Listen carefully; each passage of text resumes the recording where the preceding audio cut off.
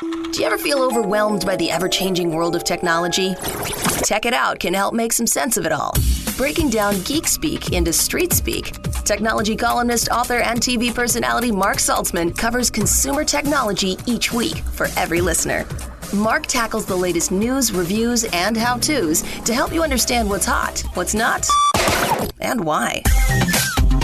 Welcome, everyone, to episode 229 of Tech It Out. Hope you're all doing great as we're a couple of weeks into 2022. I hope this year will be a great one for you. We have a fantastic show planned for you this hour. But before I tell you who's on the program today, if you're on social media, be sure to say hi, as I love hearing from Tech It Out listeners. I'll spell my name in a moment if you want to jot it down, but I'm on your social platform of choice: Twitter, Instagram, Facebook, LinkedIn, and YouTube. All right, my name is Mark Saltzman, and that's Mark with a C and Saltzman with a Z. I'm looking forward to chatting with you online, where I share a tech tip of the day. I link to TV interviews that I do. I was on GMA, Good Morning America, last week, for example. There are giveaways. I link to articles and blog posts and podcasts and a lot more. So I hope to see you on social media. Again, it's Mark Saltzman, Mark with a C, on all the big social networks. All right, on today's show, we're going to get our game on with a new Facebook game tied to Pac-Man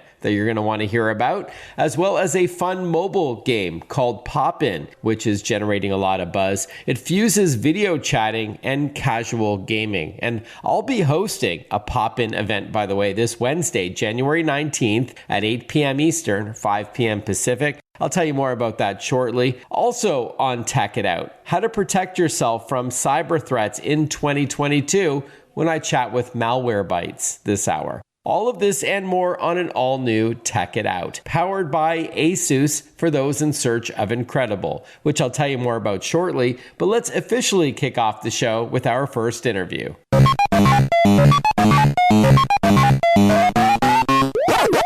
Calling all retro gamers and social media fans. Facebook and Genvid have unveiled the most social adaptation of Pac-Man yet, called Pac-Man Community.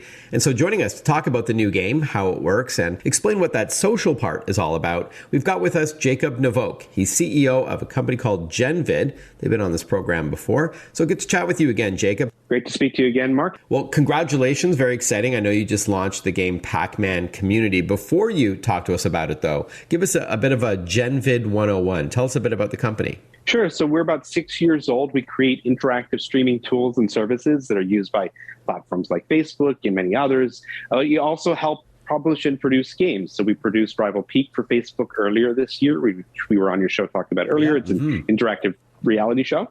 And our latest project with Facebook is Pac-Man Community. We also have other things that we're going to be releasing as a publishing label in the near future. So we look forward to continued ongoing announcements. Okay, great. So two huge brands are colliding, Pac-Man and Facebook. Talk to us about Pac-Man Community. So Pac-Man Community is a brand new game. It's got a lot of really cool features. It works on every device that Facebook works on. So it works on iPhones, works on Android, works on your desktop. And it is an instant game, which means that it works instantly. You don't download or install anything. It also works inside of the Facebook app, so you don't actually have to leave or jump or set anything up through the App Store. The moment you click on Facebook Community inside of Facebook, it loads, and there you are. You're able to play. We have 3 different ways of playing. You can play, create, or watch. And you are able to, in real time, play with several others, up to 4 people in one room. In an endless mode, in real-time multiplayer, endless mode means that it will keep on going as you clear mazes. Some of these mazes created by us, some of these mazes created by the community. And we also have a lot of other amazing features here, including the ability to jump in and play with a person streaming the game live, as well as watch and cooperate and collaborate with millions of others in a stream, and finally create your own mazes. So in one pretty small package, we've got a tremendous amount of both game industry trends as well as new features that haven't been done in Pac-Man before.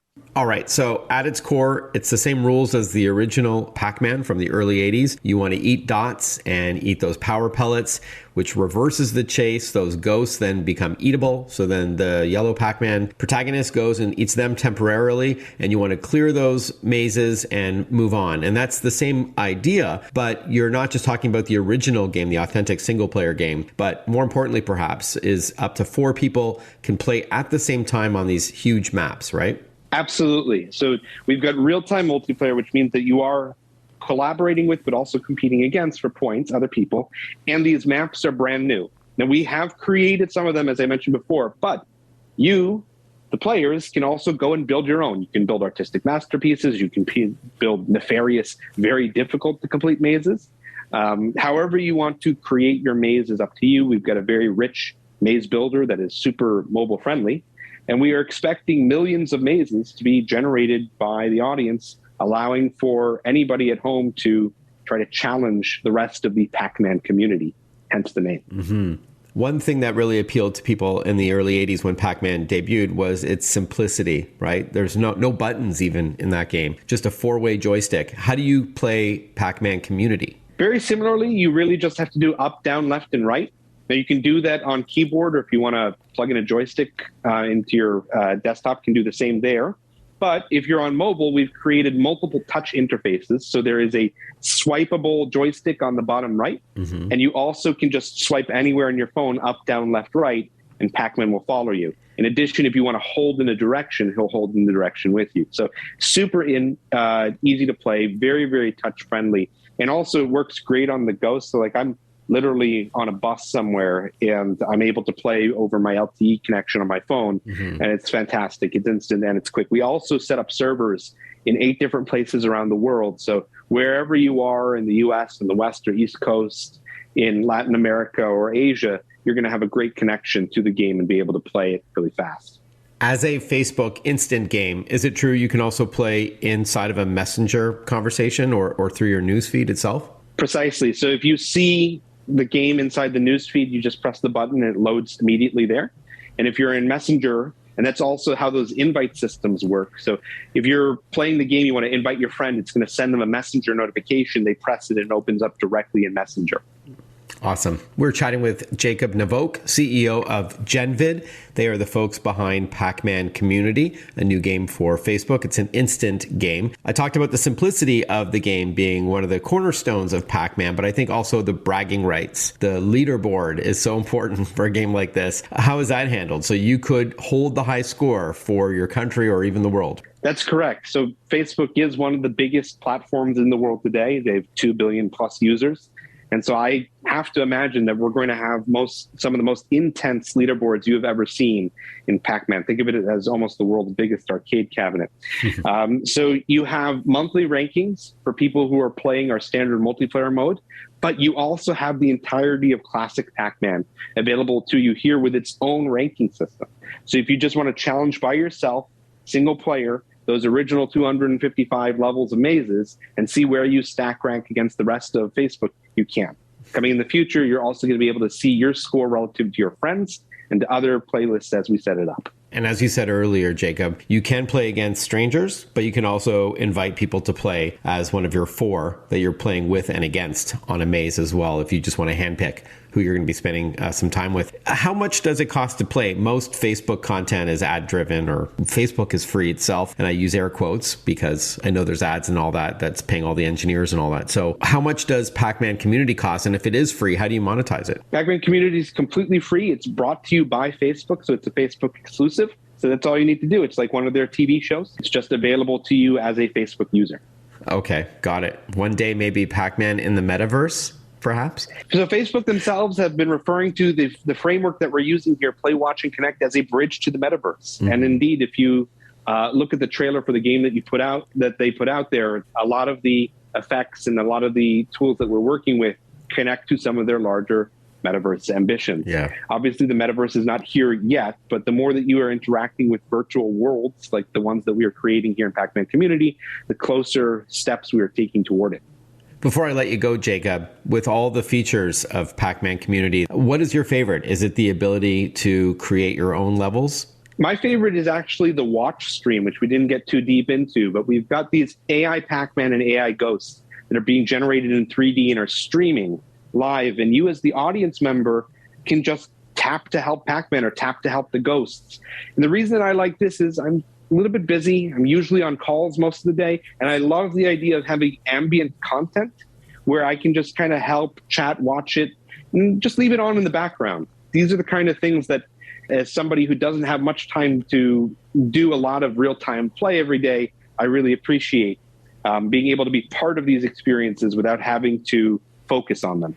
All right, awesome. And then to get going, you just go to Facebook, and then do you do a search for Pac-Man Community? You can search for Pac-Man Community, or you can go to fb.com/Pac-Man Community, all one word. fb.com/Pac-Man Community. Jacob, great to chat with you, and congrats on the launch of Facebook Community. Thank you. You're listening to Tech It Out, powered by Asus. For those in search of incredible, Asus had a fantastic showing at the 2022 Consumer Electronics Show last week. Versatility was really on display here with the Asus Zenbook 17 Fold OLED. This is a 17.3-inch computer that's completely flexible. So it can be folded in half when, say, putting it away, or open full screen to use like a tablet with your fingertips, or with the Bluetooth keyboard, which is included, or bended slightly while held like a book. Very cool stuff. This is coming in 2022 from Asus. Head over to asus.com/US/radio for more info.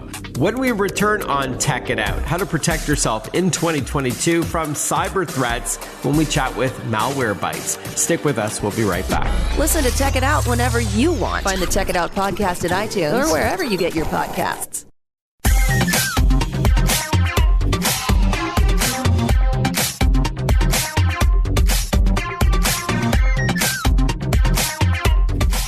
Welcome back to Tech It Out. Not a day goes by that we don't hear about yet another cyber attack, whether it's companies, big and small, who are the victims, or government organizations, or regular individuals. It seems these cyber criminals will stop at nothing to wreak havoc. And it's usually for financial gain, let's face it. To talk with us about protecting yourself in 2022, even if you're not so tech savvy, we're joined by David Reese. He's online privacy advocate at Malwarebytes. Good to chat with you, and Happy New Year. Happy New Year, Mark. Thank you for having me. It's great to be here. Oh, thanks. Now, before we talk about today's theme, which I believe it's about stalkerware, sounds ominous, tell us a bit about Malwarebytes, the company. Yeah. So really simply, right, Malwarebytes is a cybersecurity or a cyber protection company. And what that means really basic is that we protect folks from cyber threats. The easy to understand version is we scan for viruses, right?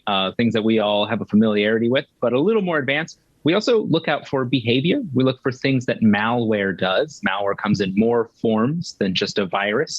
And we look for ways that hackers try to get access into your computer or get access into like a business's network. Mm-hmm. And again, like you said at the top, just wreak havoc. We try and find it and we stop it.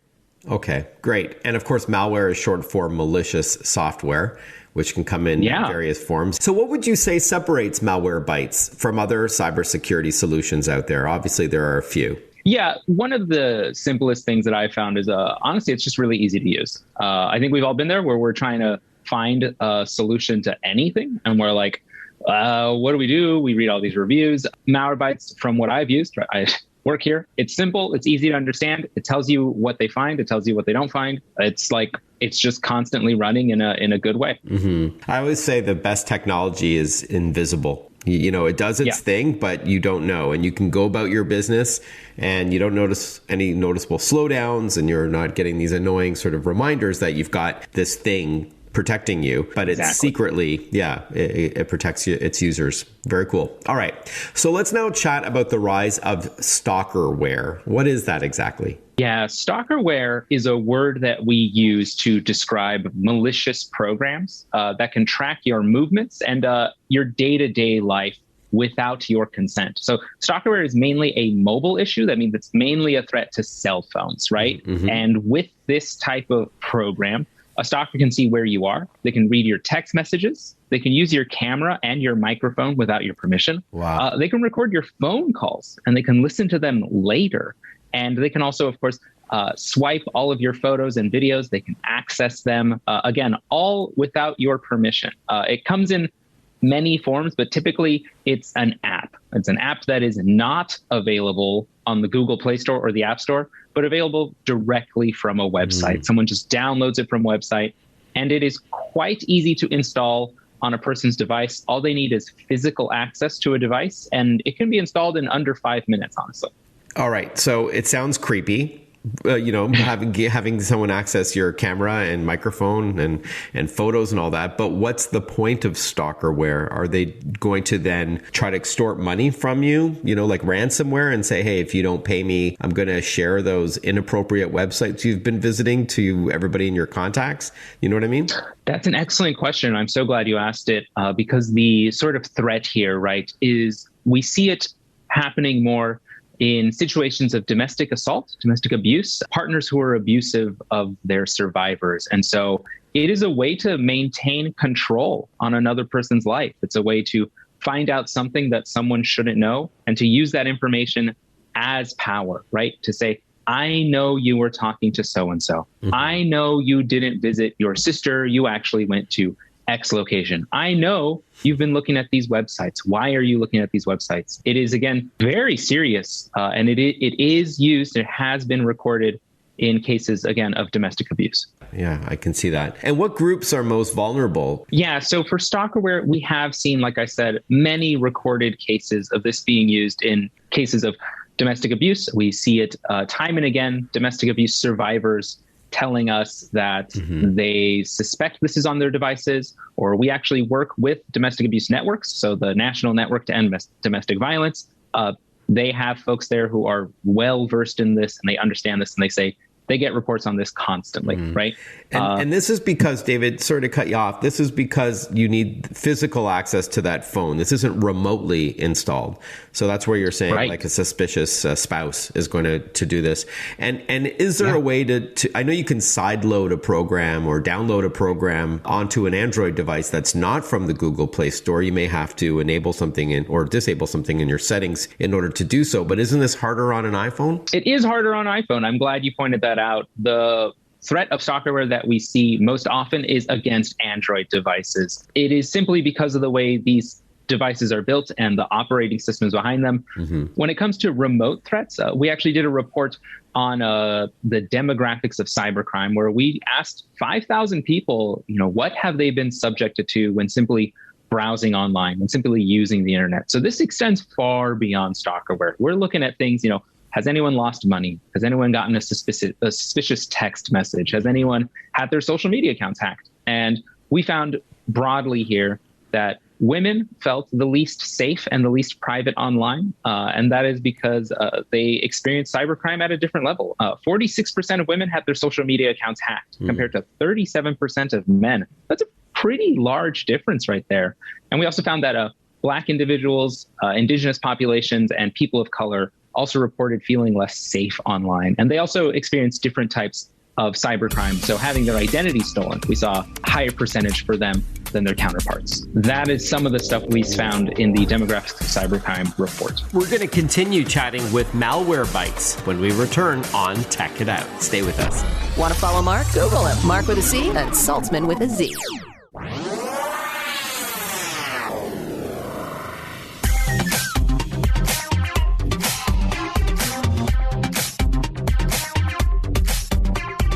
Breaking down geek speak into street speak. This is Tech It Out. Tech It Out with technology columnist, author, and TV personality Mark Saltzman. Welcome back to Tech It Out. We are chatting with David Reese, by the way, online privacy advocate at Malwarebytes. Could we read this report on stalkerware that you're talking about? So yeah, the report that we had on the demographics of cybercrime, that covers more than stalkerware. And yes, absolutely, you can find that on Malwarebytes.com's website. It is in our resources page at the top of the header. You can find it there, or of course, as I think most everyone will find something these days. And even though I work at Malwarebytes, this is how I find my own stuff. Just type it into Google, demographics of cybercrime, Malwarebytes. Yeah, you're good to go. All right, thanks. So what else could our listeners do to better protect themselves from stalkerware? I mean, is there a way to see if it's on your device? Absolutely. So to find out if it is on your device, you can absolutely download Malwarebytes for free on the Android store, on the Google Play Store. And we do scan and we find Stalkerware type applications. We find anything that is trying to access something that it shouldn't, right? So we are looking for more than just these types of applications. We're looking for any type of cyber threat, but absolutely, we do find these. You can also download any cybersecurity tool within the Coalition Against Stalkerware. The Coalition Against Stalkerware is exactly like it sounds. It's a group of cybersecurity vendors and also nonprofits and digital rights activists. And they are all working together to limit the threat of stalkerware, to increase awareness of stalkerware, and to help folks protect themselves. And exactly on that note, right, how do you protect yourself? Really simply, look, use a passcode. Use a passcode on your cell phone and make it required for every unlock. Like I said at the top here, so much of this is done with physical access to a device. If you have a passcode that you do not share, that is already such a strong protection, such a strong wall against getting these types of applications side-loaded onto your device. Yeah, great advice. I like that tip. Passcodes and passwords are like underwear. Don't leave them lying around, but don't share them with anybody and change them often. I had never heard it. Okay, there you go. Yeah. All right. Before we wrap up, let's talk a bit about cyber-related New Year's resolutions. January, of course, is a great month for that. So what positive 2022 habits can we adopt to fight back against cybercrime? You already talked about making sure that your device has a passcode or even biometrics, using a part of your body to identify you to unlock the phone, like your face or your fingerprint. What else could we do? I'm assuming software like Malwarebytes would help too. Absolutely, yeah. So that's, the first and topmost line always is download an antivirus tool, download and scan your computer against threats. It really does help. It really is important. And I have a kind of a different one here to suggest. If you have been the victim of cybercrime, if you have had suspicious cyber activity brought against you, if you've lost money, please talk about it. It may feel embarrassing, but this is something that affects so many people today. I do think this is the kind of thing where you can find more impact in a one-to-one relationship. And so if you share your story with someone, that might be all they need to take their cybersecurity a little more seriously and to avoid a similar attack. Again, sharing these stories is really powerful stuff. It really opens it up to show that we have nothing to be embarrassed about if we've been victims of cybercrime. And you may help someone understand what is at stake here. Yeah, that's a great point. Whether you share it anecdotally with friends and family, including those who in your family may not be as tech savvy. I don't want to generalize, but sometimes it's the older population, just to remind them about phishing scams and other things that they should be aware of. Or you share this socially with your community on platforms like Instagram or Facebook or Twitter or what have you. A great idea to do that as well. I'll also add, if I may, David, to your thoughts on antiviruses. Don't let it lapse after a year. Most of these are an annual subscription, and sometimes we get complacent, we get lazy, and we don't renew it formally. You may lose some protection against the latest threats. So just put a little note in your calendar. You'll probably get a reminder from that company as well, but to make sure that you renew it when it's time. All right, David. So with that in mind, how much does Malwarebytes cost to start? I know you said there's a free option for your mobile device, but for computers, is there a subscription fee? Yeah, so it comes in two really basic models here: to simply scan and remove malware. So to remove something from your device that has caused trouble, and that could be your phone, that could be your laptop, your desktop. That is free. Like, we just offer that for free. You can go to malwarebytes.com and you can download it, and it works. And I know that's not a thing we do anymore, is offer things for free, but it legitimately works. We're not pulling a fast one on anyone. We find something on your device, if it is there, and we get rid of it. That said, you can also pay for a more premium version. And what that does is it gives you real-time protection. So if something lands on your computer, before it even has a chance to spread, before it has a chance to even do its dirty work, we remove it, we detect it, and we remove it, again, before an infection takes root. And that's pretty powerful stuff. And pricing is, variable in terms of, do you want one device? Do you want a family bundle? It's going to be about $80 a year. That's for 5 devices. So it's not just one person, one device, right? You can protect your whole family for, again, $80 a year. Okay. And then malwarebytes.com is the best place to learn more? Yep, absolutely. All right. David Reese, that's Ruiz, online privacy advocate at Malwarebytes. Great to chat with you. Wishing you a happy and healthy and cyber safe 2022. All the best. Thanks again. Thank you so much, Mark, and wishing the same to you. Hey, don't forget, coming up on Tech It Out, we're going to chat about Pop-In, which is a very popular game that you can play on your iPhone or your iPad. It combines casual gaming, if you will, with video chatting at the same time. So it's social, it's entertaining. And hey, I'm going to be hosting Pop-In on Wednesday, January the 19th at 8 p.m. Eastern or 5 p.m. Pacific, having a lot of fun, taking your questions about tech or what it's like to be a tech reviewer. There's going to be some prizes and all that. So be sure to download Pop-In. Just go to the App Store and type pop.in to download the game, and you'll have a lot of fun, no doubt. Again, I'm hosting on Wednesday, the 19th of January. Hey, we just spoke with Malwarebytes, so that reminds me to remind you to properly back up your important information on a regular basis. I recently had a scare where I thought the files were gone from an external drive, but thankfully I used Western Digital drives. Everything was completely fine. It was my computer that was messed up, but it didn't read the external drive. But just a reminder to properly back up your important files on a regular basis. Even make a duplicate of those extra files just in case. Put one of them in a safe place, a safety deposit box, or leave it with a trusted relative or what have you, and then one connected to your computer for regular backups. Head over to wd.com to check out their assortment. There's always sales on their external drive, so be sure to check that out. All right, when we return, we're going to talk with Pop-In. Stay with us. You are listening to Tech It Out on the Radio American Network. I'm your host, Mark Saltzman. We'll be right back. Breaking down geek speak into street speak. Check it out. Hosted by Mark Saltzman.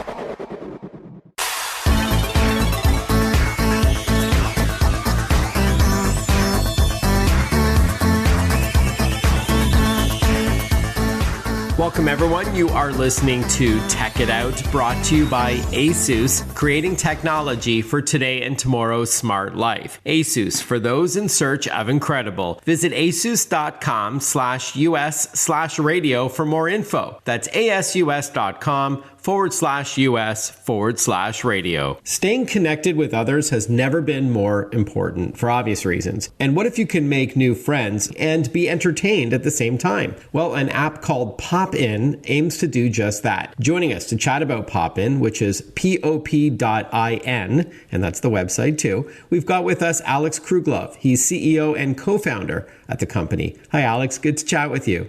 Nice to chat with you. It's wonderful to be here. Yeah, we spoke on the phone a few weeks ago. You gave me sort of a high-level walkthrough of the Pop-In app, and I was really intrigued, so I'm glad to have you on the program. So why don't we jump right in? What is Pop-In all about? Again, for our listeners, it's pop.in if you want to type that into your web browser.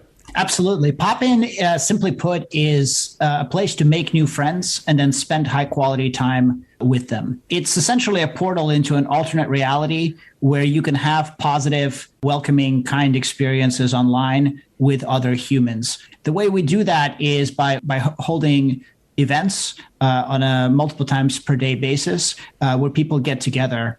And the trick and the mechanism by which people spend quality time together, even though they're strangers to begin with, is by playing games.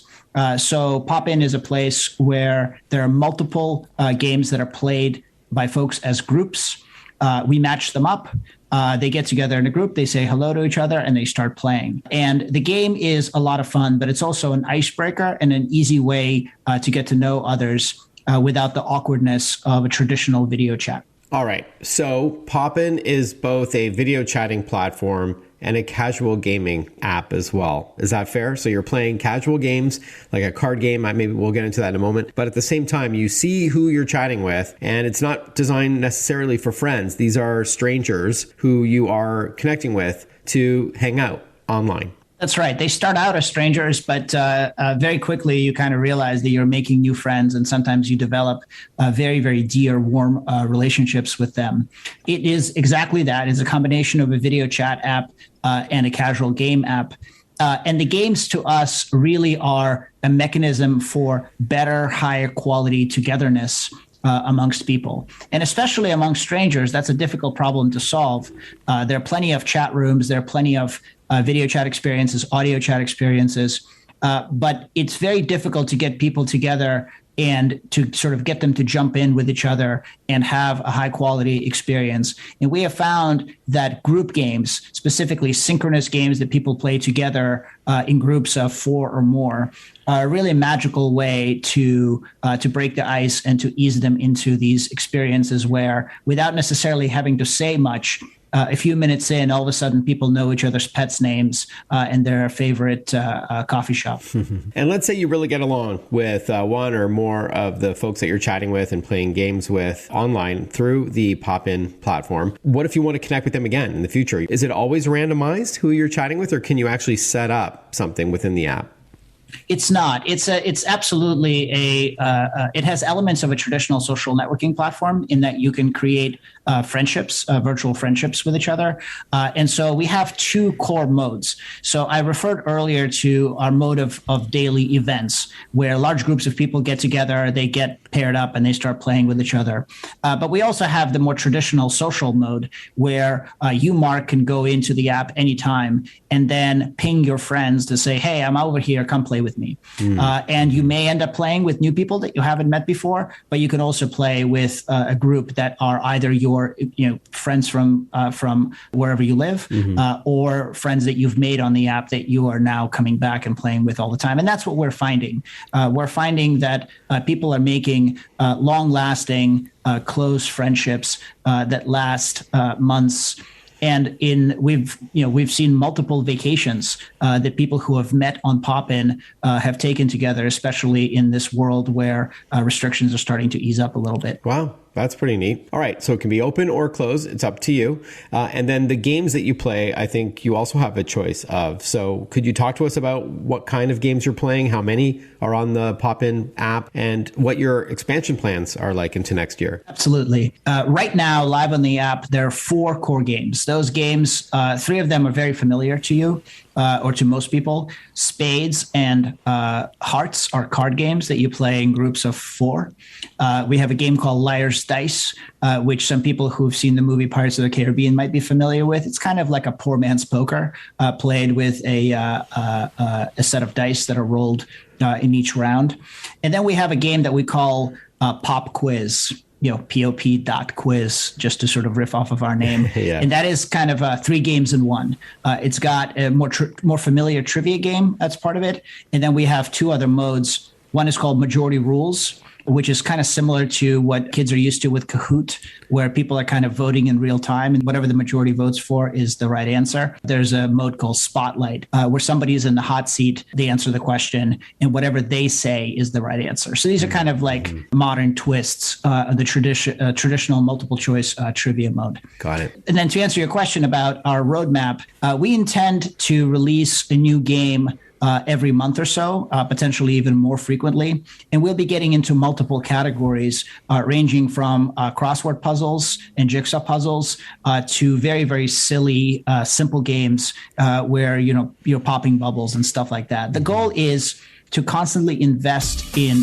games that bring joy to people and that people enjoy together in groups. We'll continue learning about Pop-In, a game that I'll host this Wednesday, January the 19th, when we return with Alex. Stay with us. We'll be right back. Follow Mark Saltzman on Facebook, on Twitter, on Instagram. Listen to Check It Out whenever you want.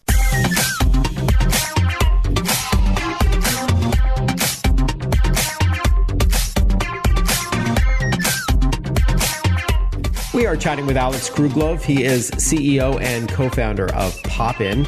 We're learning about this app, this platform for togetherness, for chatting over video, as well as playing some casual games. That's pop.in. And speaking of the games, Alex, I understand there may be some competitions with prizing. Can you talk to us a bit about that? Yes. Every time we have events, there are prizes that go to winners. So generally, there's a pool of our in-app currency called KIN. That's also a cryptocurrency that can be used in other apps.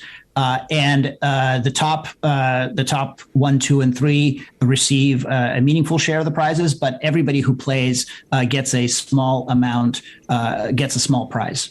And the more people play, the bigger the prize pool. All right. So this is in-app currency that you can redeem for something. Yeah, we're going to be introducing multiple different things that you can redeem within the app. Some of them are digital, which is traditional to casual games, but some of them will actually be physical items. Now, this does, at a high level, seem similar to the app House Party, which is no longer around. Is that fair? And is this just a tough business model? House Party is a great app, and we definitely have a lot of admiration for Ben Rubin and the team that put it together. They have sold to Epic Games, and I think it'll be coming back in a different iteration. Mm-hmm. So the reason House Party was shut down was not because of the business model, is because Epic Games has various other priorities. You know, they make Fortnite and a variety of other games. The thing that House Party and Pop-In share is this obsession with togetherness. But House Party was really focused on existing friends and family, whereas Pop-In is focused really on making new friends. Mm-hmm. So there's similarities, but they're also quite different in terms of conceit. We've been calling Pop-In an app, but can you play on a website as well? You cannot today, but it's on our roadmap to create a web experience. The reason that we have held back on a web experience is because it's very difficult to ensure togetherness when people are switching between browsers and they're on their computer, whereas on the phone, it's much easier to kind of make sure that a person who appears to be there is actually there. Mm-hmm. But we will at some point next calendar year roll out a web version. Okay. We just have to get it right. Got it. And you touched on something earlier, Alex, about not seeing anything inappropriate or anything like that. How do you manage that kind of thing? It's very interesting. We have many tools for users to report each other, to block each other, to kick users out of experiences, as well as some machine learning tools to make sure that certain actions trigger camera to turn off and things like that. But by far, the biggest and most important tool in our ecosystem is the fact that you're playing in a group rather than in a one-on-one basis. So in an environment where there is a spotlight shown on you and where there's multiple others, people tend to very quickly moderate how they behave because of group pressure. Mm-hmm. So the biggest driver is really the group experience and the group ecosystem. And as we've grown, we're seeing that it's really holding up, although it's a very high priority for us to make sure that it remains a kind and a positive environment. And so we always want to stay ahead and make sure that that continues. Mm-hmm. All right. Before we wrap up, Alex, how much does Pop-In cost? And if it's free, how do you monetize it? It's absolutely free to play. We monetize primarily through this cryptocurrency that we use called KIN. And the business model behind it is something called the KIN reward engine.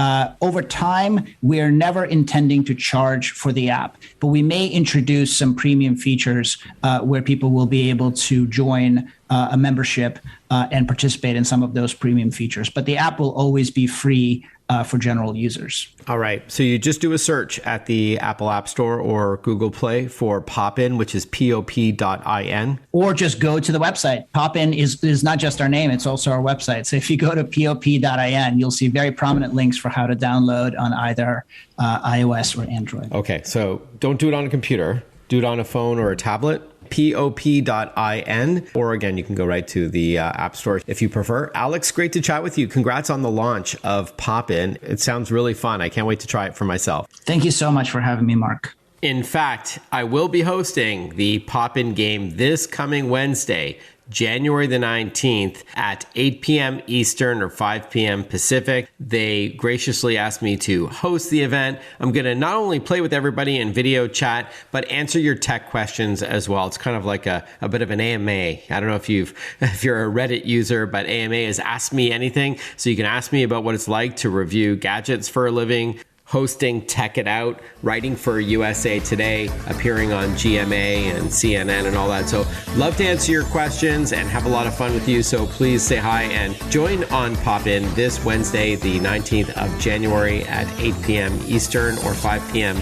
Pacific, and I'll be hosting the game. So have a good one, everyone. Stay healthy, and I look forward to catching up with you next weekend for another episode of Tech It Out on the Radio America Network. Be well. Ciao.